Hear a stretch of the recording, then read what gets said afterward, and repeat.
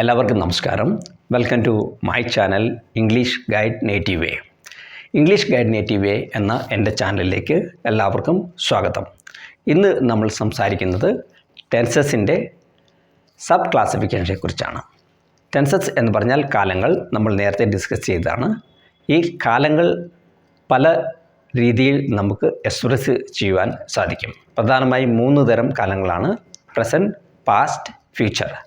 Present എന്ന് പറഞ്ഞാൽ ഇപ്പോൾ നടക്കുന്ന കാലം, പാസ്റ്റ് കഴിഞ്ഞുപോയ കാലം, ഫ്യൂച്ചർ ഇനി വരാനിരിക്കുന്ന കാലം. ഉദാഹരണമായി പറഞ്ഞാൽ, ഞാൻ എല്ലാ ദിവസവും സ്കൂളിൽ പോകുന്നു. I go to school every day. ഇത് പ്രസൻറ്റ് ടെൻസ് ആണ്. ഞാൻ ഇന്നലെ സ്കൂളിൽ പോയി. I went to the school yesterday. അത് കഴിഞ്ഞുപോയ കാലമാണ്. അത് പാസ്റ്റ് ടെൻസ് ആണ്. ഞാൻ നാളെ സ്കൂളിൽ പോകും. I will go to the school tomorrow. അത് ഫ്യൂച്ചർ ടെൻസ് ആണ്. ഭാവി കാലം, വരാനിരിക്കുന്ന കാലം. ഇംഗ്ലീഷ് ഗ്രാമറിലെ ഏറ്റവും പ്രധാനപ്പെട്ട സെക്ഷനാണ് സബ് ക്ലാസിഫിക്കേഷൻ ഓഫ് ടെൻസസ്. ഈ 3 കാലങ്ങളുടെ വെറൈറ്റിയായ ഉപയോഗങ്ങൾ. നമുക്ക് 12 രീതിയിൽ ഈ 3 കാലങ്ങളെ നമുക്ക് സംസാരിക്കുവാൻ സാധിക്കും. ഈ 12 രീതിയിൽ കാലങ്ങൾ എന്താണെന്ന് പറയുന്നതിന് മുമ്പ് നമുക്ക് പ്രധാനമായ സബ് ക്ലാസിഫിക്കേഷനെ കുറിച്ച് പറയാം. ഈ 3 കാലങ്ങളെ 4 സബ് ക്ലാസിഫിക്കേഷനിൽ തിരിച്ചിരിക്കുന്നു. അവ ഇവയാണ്: simple, perfect, continuous, perfect continuous. ഞാൻ ഒരു പ്രാവശ്യം കൂടെ പറയാം. ഈ ടെൻസസിനെ, കാലങ്ങളെ 4 സബ് ക്ലാസിഫിക്കേഷനിൽ തിരിച്ചിരിക്കുന്നു. അവ ഇവയാണ്: simple, perfect, continuous, perfect continuous. ഈ 4 സബ് ക്ലാസിഫിക്കേഷനെ നമ്മൾ 3 കൊണ്ട് മൾട്ടിപ്ലൈ ചെയ്യുക. 3 എന്ന് പറഞ്ഞാൽ 3 കാലങ്ങൾ. ഈ 3 കാലവും 4 സബ് ക്ലാസിഫിക്കേഷനും മൾട്ടിപ്ലൈ ചെയ്യുമ്പോൾ നമുക്ക് 12 എന്ന നമ്പർ കിട്ടുന്നു. Simple present, simple past, simple future,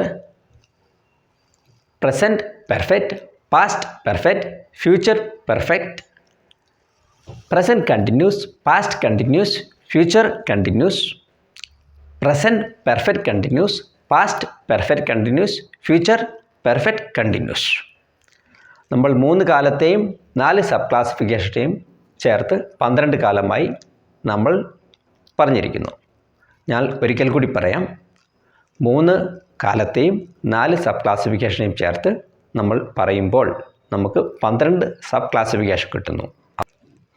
simple present, simple past, simple future, present perfect, past perfect, future perfect, present continuous, past continuous, future continuous, present perfect continuous, past perfect continuous, future perfect continuous.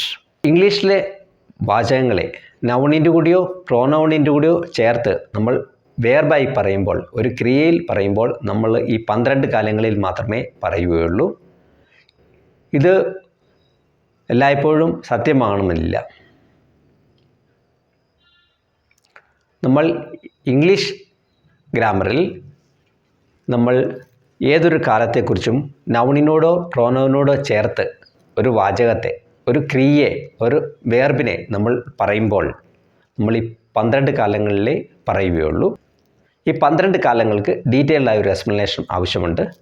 ഇനി വരുന്ന എപ്പിസോഡുകളിൽ നമ്മൾ ഡീറ്റെയിൽഡായിട്ട് ഓരോ കാലത്തെക്കുറിച്ചും ഓരോ sub ക്ലാസിഫിക്കേഷനെക്കുറിച്ചും സംസാരിക്കുന്നതായിരിക്കും. Thank you for watching my channel English guide native way.